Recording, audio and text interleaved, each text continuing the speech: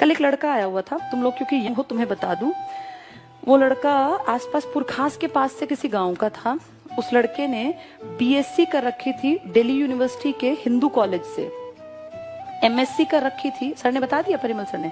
MSc में वो topper था। मैंने ही सर को दिए थे उसके कागज क्योंकि मैं उसके साथ बैठी थी। उस लड़के की इतनी दीनहीन दशा थी, परसों आया था वो हमारे पास, या शायद कल आया था।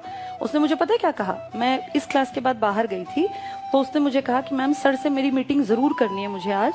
मैंने कहा भाई सर तो फ्री नहीं होंगे, हम 2:30 बजे तक तो क्लासेस में होते हैं और फिर सर को ट्यूशन पे जाना है। हम ट्यूशन पढ़ाते हैं बड़े लेवल पे, 6ठी से लेके 12वीं तक को। तो कहता है कि मैम चाहे शाम तक मुझे बैठा लो, मुझे 2 मिनट की सर से मीटिंग करनी है।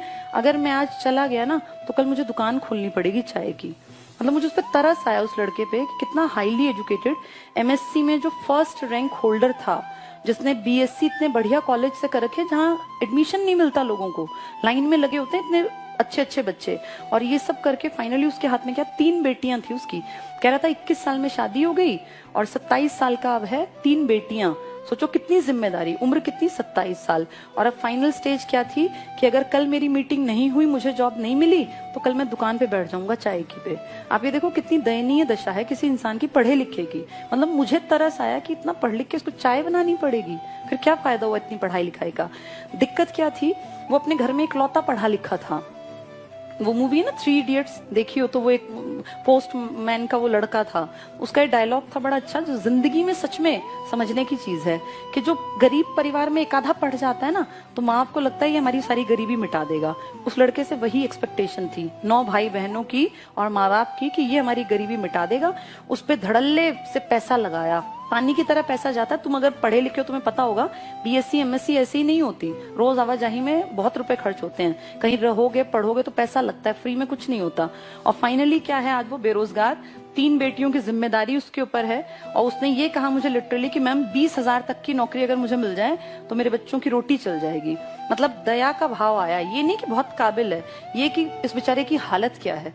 उसको मैंने कहा तुम्हारी जिंदगी की सबसे बड़ी गलती पता है क्या है, तो उसने कहा कि नहीं पता। नहीं, उसने मुझे कहा कि हाँ शादी। मैंने कहा नहीं, शादी तो कोई गलती नहीं होती, तुम्हारी सबसे बड़ी गलती ये है कि तुम्हारे पैरों के नीचे जमीन नहीं थी और तुमने बहुत ऊंची उड़ान भरने की कोशिश की। ऊंचे सपने देखना कभी गलत नहीं होता, पर हम आम लोग जो है ना, आम लोग, उनके पैरों के नीचे अगर धरातल है ना तो ही वो ऊंची उड़ान ले सकते हैं। अब तुम्हें अगर जंप लगानी है तो तुम नीचे धरती पे प्रेशर लगा के अपनी बॉडी को आगे की तरफ फेंकते हो। उसके पास धरातल नहीं था, उड़ान ऊंची भरने की कोशिश, तो औंधे मुंह तो गिरना ही गिरना था। किसी भी इंसान को सबसे पहली चीज देखनी चाहिए मेरी असली स्टेज क्या है।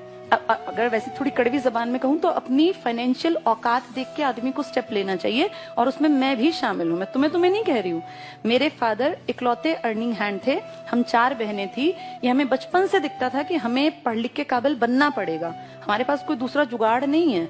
हमारा ये नहीं है कि पिताजी पैसा लगा देंगे और हम कहीं चले जाएं कि हम कामयाब हो जाए, नहीं, पढ़ना पड़ेगा। अपनी असलियत पहचानी 12th क्लास में। मेरे उस टाइम पर 82% मार्क्स थे, तब बहुत बड़ी बात होती थी। 82% में लोग पता नहीं कहाँ हवा में उड़ते थे।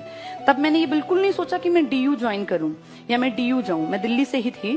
तब मैंने सोचा कि मैं कैसे क्या करूं कि मैं 2 साल में इंडिपेंडेंट बन जाऊं। और तब डाइट में एडमिशन हुआ करता था, एंट्रेंस टेस्ट। 12वीं करते ही, जैसे 12वीं के एग्जाम खत्म हुए, अगले दिन एनसीईआरटी उठाई थी 6ठी से 10वीं तक की, सारी गो थ्रू हो गई, मेन चीजों को रजिस्टर में लिखा। सबसे पहले नोट्स थे वो मेरे, जो मैंने नौकरी के लिए बनाए थे। तब मेरी एज महज 17.5 साल की थी, 17 साल और साढ़े भी नहीं थी पूरी, क्योंकि दिसंबर मेरा बर्थ ईयर था। 17 साल 4 महीने मेरी उम्र थी जब मैंने पहली बार नोट्स बनाए अपनी नौकरी के लिए।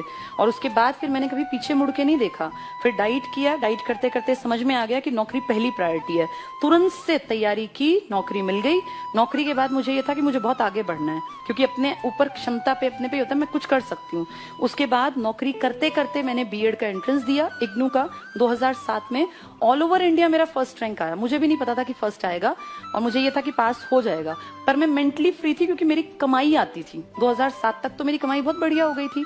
तब तक पे कमीशन आ गया था 2006 का, उसमें मेरा फर्स्ट रैंक आया, ऑल टाइम हाईएस्ट। तब तक वही था, मुझे आज का नहीं पता। 2007 तक इग्नू में 100 में से 84 नंबर का रिकॉर्ड था जो मेरे थे। उसके बाद अब 10-12 साल बीत गए, हो सकता है वो किसी ने ब्रेक भी कर दिया हो। उस टाइम पे मेरी बेटी 7 दिन की थी जब मैं उसको लेके इग्नू गई थी। इग्नू में हेडक्वार्टर में। और जब बच्चा बहुत छोटा होता है, इन्हीं दिनों उसका बर्थ था 7 नवंबर का, 14 नवंबर की मेरे ख्याल मेरी पता नहीं 12 की मेरी रिपोर्टिंग वगैरह थी, वहाँ कागजात चेक होते हैं। तो मैं अपना शॉल वॉल पूरा ढक के जैसे जाते हैं बच्चा होने के बाद, जैसे तुमने माँ को देखा भी होगा, तो वहां सबका एटीट्यूड पता है क्या था कि ये ऐसी कोई महिला आ गई है। वहां सब लोग बैठे हुए थे हॉल में। जब वहां बुलाया गया तो कहा गया फर्स्ट नंबर पे बबीता त्यागी। जब मैं उठ के गई तो सबकी आंखों में ये होता ना कि अजूबा की इसका फर्स्ट रैंक है, क्योंकि वो मुझसे, मेरा जो भेष था उस टाइम वो ऐसा नहीं था ना कि मैं फर्स्ट रैंक होल्डर हूँ। अब मैं ऑलरेडी जॉब में हूँ, ये उनको थोड़ी पता था। तो मैम ने मुझे पता है क्या कहा, वो काफी बड़ी अधिकारी थी, उन्होंने कहा I am proud of you. तो मैंने बताया कि मेरी बेटी है मेरे पास, तो उन्होंने कहा I am proud of you. मतलब वो घटनाएं जो है ना लाइफ में, वो आपको मोटिवेट करती हैं कि आप और आगे बढ़ें। 2003 से मैं नौकरी में थी। 2015 में जब आईसीएस बहुत बढ़ गया, तब फाइनली मैंने डिसीजन लिया कि अब मैं और अच्छा कर सकती हूँ नौकरी से बहुत बेहतर। तब मैंने अपनी जॉब से रिजाइन किया। 31 अक्टूबर 2015 को मैंने अपना रेजिग्नेशन लेटर लिखा, और अनएक्सपेक्टेड था वो मेरे लिए भी, क्योंकि मुझे ये था नहीं, कोई प्लान्ड नहीं था नौकरी छोड़ना, कि भी प्लान करके नौकरी छोड़ी गई। और नवंबर में मैंने 1 नवंबर को मेरा रेजिग्नेशन लेटर दे दिया था, 31 को शाम को ही दे आए थे हम। तो आप ये मानो कि जिंदगी जो है ना, उसको आगे अगर बढ़ाना है तो पैर जमीन पे रखने पड़ेंगे। अगर मैं 2003 में सोचती कि नहीं मैं सीधे आईसीएस नाम की संस्था खोल दूंगी और मेरी संस्था बहुत चलेगी, तो मैं कहीं औंधे मुंह गिरी होती। मेरे जैसे कितने ही लोग हैं जो ये सोचते हैं। सपने देखना बहुत अच्छी बात है, लेकिन सपने देखने के साथ अपना एक बैकग्राउंड जो है ना हमारा फाइनेंशियल, हम कितने हैं, कहाँ स्टैंड करते हैं, ये पता होना बहुत जरूरी है। आज मैं कुछ भी चाहूं मैं कर सकती हूँ, लेकिन आज से 20 साल पहले तो मैं ऐसी नहीं थी ना। तब तो मेरे पास भी जितना तुम्हारे पास है उतना ही था। हम भी 2 ही कमरों के घर में रहते थे। मेरे पिताजी को बहुत अमीर आदमी नहीं थे, हाँ बस ये था एक सरकारी नौकरी थी, तो हम मेंटली फ्री थे। हमारी स्कूलिंग बहुत अच्छी रही, मैं अच्छे स्कूलों में पढ़ी, देश के अलग अलग कोनों में पिताजी के साथ हमेशा रहे, तो वहां से एक अपब्रिंगिंग अच्छी मान सकते हैं। लेकिन मेरे साथ के बहुत लोग थे जो पीछे रह गए, जो मुझसे ज्यादा इंटेलिजेंट थे, कारण सही टाइम पे सही डिसीजन ना ले पाना। तो तुम जितने लोग बैठे हो ना, जिंदगी के जिस पड़ाव में तुम अब हो, मैं तुमसे 15 साल पहले 20 साल पहले इस पड़ाव में थी।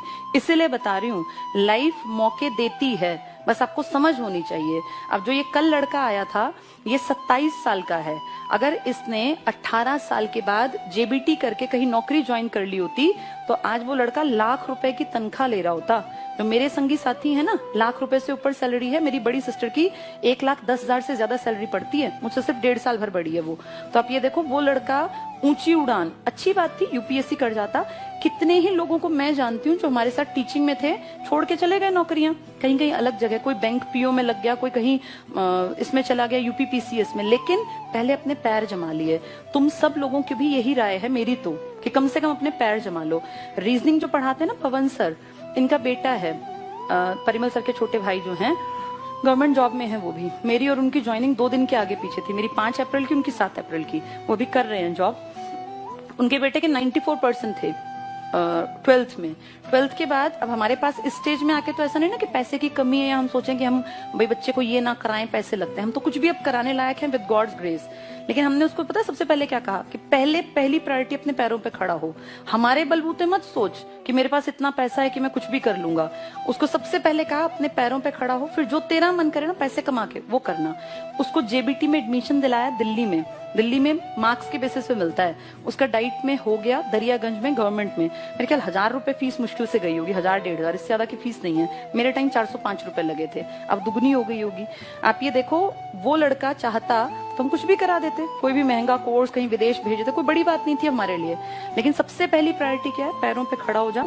उसके बाद तेरा मन करे मुझे यूपीएससी करना है, मुझे पढ़ाना है, मुझे शेफ बनना है, वो कहता है मुझे इसमें इंटरेस्ट है होटल मैनेजमेंट में, तो कर लेना, पर पहले पैरों पे खड़ा हो जा। जिस दिन कमाई आ जाएगी ना, छोड़ के कमाई को, ये प्रूव करके कि मैं कुछ हूँ, मेरी कोई काबिलियत है, फिर करते रहना होटल मैनेजमेंट।